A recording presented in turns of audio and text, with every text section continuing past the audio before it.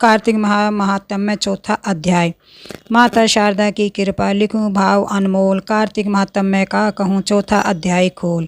नारद जी ने कहा, ऐसा कहकर भगवान विष्णु मछली का रूप धारण करके आकाश से जल में गिरे। उस समय विंध्याचल पर्वत पर तप कर रहे महर्षि कश्यप अपनी अंजलि से में जल लेकर खड़े थे। भगवान उनकी अंजलि में जा गिरे। महर्षि कश्यप ने दया करके उसे कमंडल में रख लिया। मछली के थोड़ा बड़ा होने पर महर्षि कश्यप ने उसे कुएं में डाल दिया। जब वह मछली कुएं में भी नहीं समा सकी तो उन्होंने उसे तालाब में डाल दिया। जब वह तालाब में भी न समा सकी तो उन्होंने उसे समुद्र में डाल दिया। वह मछली वहाँ भी बढ़ने लगी। फिर मत्स्य रूपी भगवान विष्णु ने इस शंखासुर का वध किया और शंखासुर को हाथ में लेकर बद्रीवंदन में आ गए और वहां उन्होंने संपूर्ण ऋषियों को बुलाकर इस प्रकार आदेश दिया कि मुनीश्वरों, तुम जल के भीतर बिखरे हुए वेद मंत्रों की खोज करो और जितनी जल्दी हो सके उन्हें सागर के जल से बाहर निकाल आओ।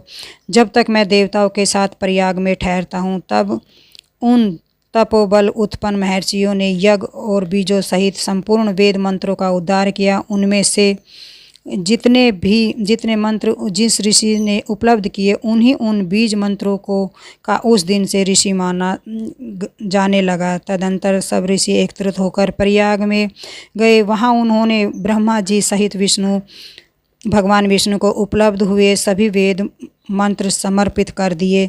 सब वेदों को पाकर ब्रह्मा जी बहुत प्रसन्न हुए। उन्होंने देवताओं और ऋषियों के साथ प्रयाग में अश्वमेध यज्ञ किया। यज्ञ समाप्त होने पर सब देवताओं ने भगवान से निवेदन किया, देवाधीश जगन्नाथ, इस स्थान पर ब्रह्मा जी ने खोए हुए वेदों को पुनः प्राप्त किया और हमने भी यहाँ आपके प्रसाद से यज्ञ भाग पाए हैं। अतः वह स्थान पृथ्वी पर सबसे श्रेष्ठ पुण्य की वृद्धि करने वाला, एक भोग तथा मोक्ष प्रदान करने वाला हो। साथ ही यह समय भी महापुण्यमय और ब्रह्मघाती और महापापियों की भी शुद्धि करने वाला हो तथा यह स्थान यहाँ दिए हुए दान को अक्षय बना देने वाला भी हो, यह वर दीजिए। भगवान विष्णु बोले, देवताओं, तुमने जो कुछ कहा है वह मुझे स्वीकार है। तुम्हारी इच्छा पूर्ण हो। आज से यह स्थान ब्रह्म क्षेत्र के नाम से प्रसिद्ध होगा। सूर्यवंश में उत्पन्न राजा भागीरथ यहाँ गंगा को ले आएंगे और वह वहाँ सूर्य कन्या यमुना से मिलेगी। ब्रह्मा जी और तुम सब देवता मेरे साथ यहाँ निवास करो। आज से यह तीर्थराज के नाम से विख्यात होगा। तीर्थराज के दर्शन से तत्काल सब पाप नष्ट हो जाएंगे।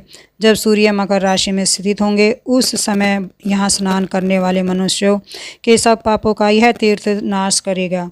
यह काल भी मनुष्य के लिए सदा महान पुण्य फल देने वाला होगा। माघ में सूर्य मकर राशि में स्थित होने पर यहाँ स्नान करने से सालोक्य आदि फल प्राप्त होंगे। देव भगवान विष्णु देवताओं से ऐसा कहकर ब्रह्मा जी के साथ वहीं अंतर्ध्यान हो गए। तत्पश्चात इंद्रादि देवता भी अपने अंश से प्रयाग में रहते हुए वहां से अंतर्ध्यान हो गए। जो मनुष्य कार्तिक में तुलसी जी की जड़ के समीप श्री हरि का पूजन करता है वह इस लोक में संपूर्ण भोगों का भोग कर अंत में बैकुंठ धाम को जाता है।